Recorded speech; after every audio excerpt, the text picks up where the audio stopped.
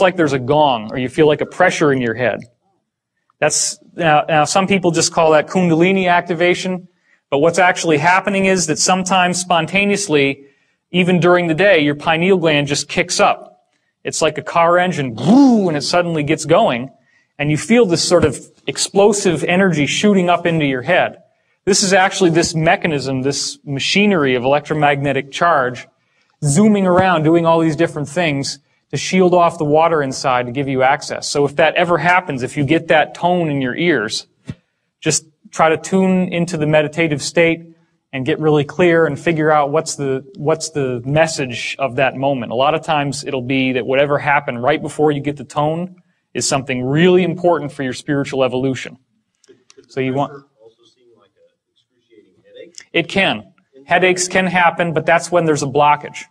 That's when there's something in yourself that's not allowing this to fully open. And that, at that level, deals with not being able to see yourself as a sacred being. Seeing yourself as unholy, seeing yourself as impure. So it really does boil down to self-acceptance. When you're fully aware and self-accepting, you can fully open your pineal gland. That requires a great deal of work, which is what we're getting into later in this talk. So the water becomes your conduit to time-space, the parallel reality, and then your interior retina in your third eye, because you actually do have three, records the visual images. That's what all the ancient cultures painted the bindi on their forehead for. DMT seems to accelerate the activity. LSD and other psychedelics force the pineal to release DMT. It's potentially dangerous, so I'm not recommending you go out and start tripping because your pineal can get stuck on even when you're awake. And that's the actual nature of schizophrenia, delusions, and waking hallucinations. There have been multiple studies that have been done proving that shamanic visionary experiences and schizophrenic hallucinatory experiences are almost identical. What the ancient shamans have happened to them is just about the same as what happens to schizos. It's just that the schizo is cracked. The walnut is cracked, as I call it, or the acorn, or the pine cone, right? If you have some of that electrical activity that doesn't know when to shut off, which could be also the melatonin, right? When the melatonin kicks out, it's telling you to go to sleep. That's what starts to fire up this engine. It's only when the DMT kicks out a little bit that the engine goes into full steam. But that's usually only after you fall asleep. But as you start to fall asleep, the melatonin starts to rev up the engine. Well, a schizophrenic doesn't get enough sleep. That's one of the things that every study has shown about schizophrenia. They are insomniacs. So if you do that enough, then melatonin more and more will start to be synthesized while you're awake, and it starts to open your gateway, and you start getting these hallucinations. So DMT is what's cracking that protection of keeping it electromagnetically dormant while you're awake. So it does very much look like the pineal gland is a natural hypergate. Now, here's another interesting thing. A colleague of mine discovered that the eardrum inside the ear is tilted on a weird angle. That's not straight up and down like you'd think it would be, or that you normally would imagine. It's tilted, and it actually tilts forward like this. So the eardrums look like this inside your head. Okay?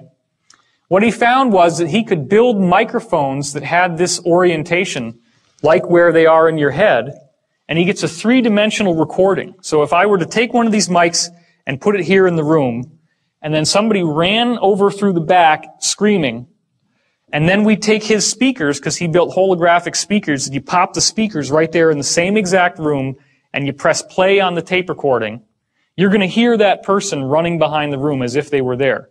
You get a holographic sound.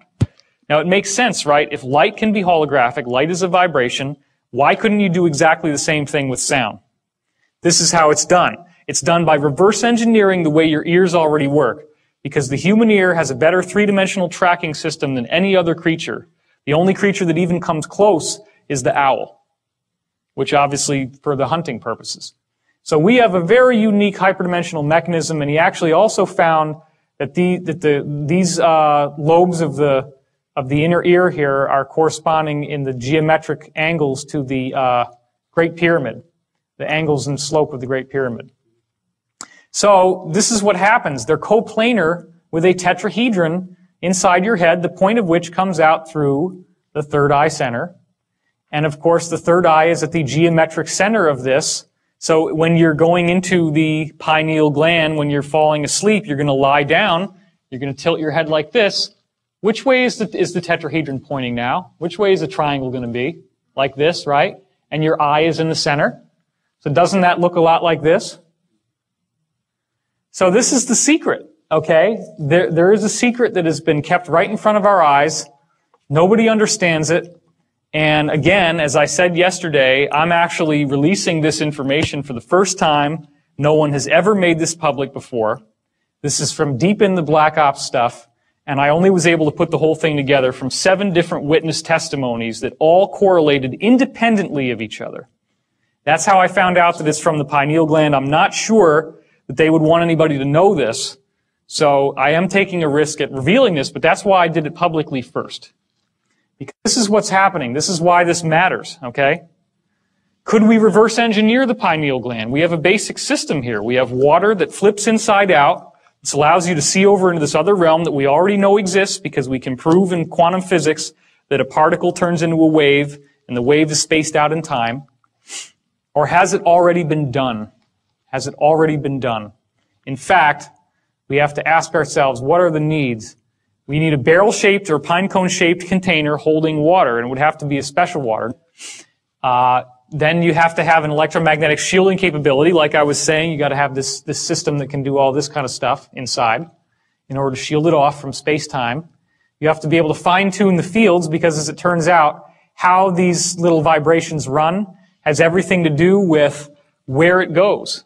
It's like Google Earth. Everybody here use Google Earth? You ever seen it? You can click on something and you zoom in on it. Well, that's what the fine-tuning of these fields does for you. It actually is like coordinates, latitude, longitude, and time. Then you need some kind of method to pick up the visual images. Now, normally in the pineal gland, you do it with the retinal tissue, but you don't have a retina when you're dealing with a machine, so what do? Well, what does a television use? It uses a cathode ray, right? It's a little thing that shoots onto this surface, and the electrons strike the surface, and they glow. Well, an ionized gas is going to glow if you strike it with this energy. So why not squirt an ionized gas in the middle, and then that might pick up the visual images? Well, this is what it looks like. This is real. Yesterday and today is the very first public unveiling in a public presentation of Project Looking Glass. A human being is about this tall. This is built in underground bases. It is colossal in size. And what happens is when you fire this thing up, these rings start going in all different directions. It shields off the barrel of water inside, which is just like your pineal gland. The water inside flips over into time-space, which then captures argon gas, captures visual images, and this is what it looks like.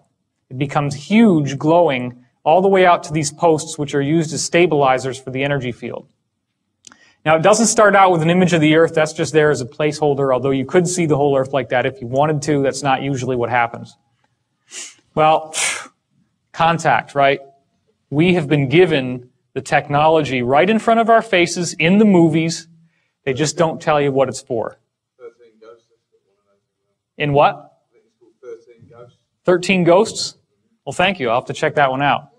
Doesn't sound like a movie I'd want to see, but if it's for that. It's horrible. Oh, I can imagine. So contact, just to recap from yesterday, blueprints come in from the Vegans, from Vega. They figure out that it's only when you fold up these patterns into a cube, which forms what there in the center, the triangle with the eye in the middle, as it folds up. Cube geometry. That's when you can decode the plans to build this, these rings, which becomes this machine. And there's your little helicopter. So there's another shot of it. They got computer animations of how it's going to work with the different rings moving.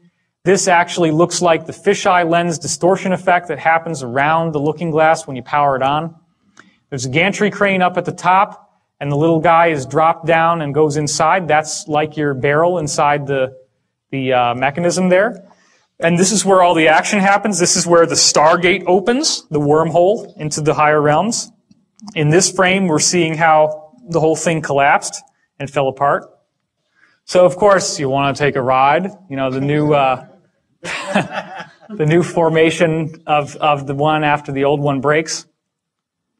And here we're seeing the new one. Once again, you get a very clear view, and there's your little eye with the rays coming off it, just like the all-seeing eye on the dollar. Not surprising.